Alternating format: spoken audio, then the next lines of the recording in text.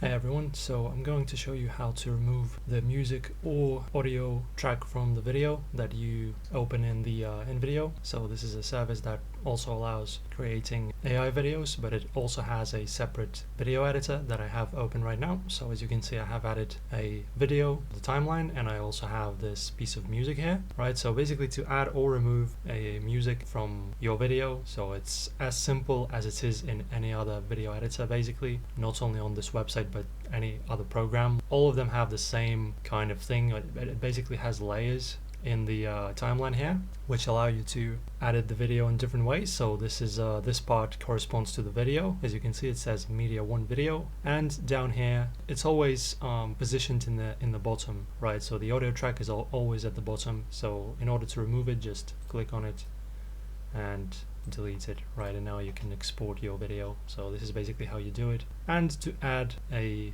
audio back, you need to drag it from the media section as so, and it's back where it was before. Thank you for watching, guys. See you next time.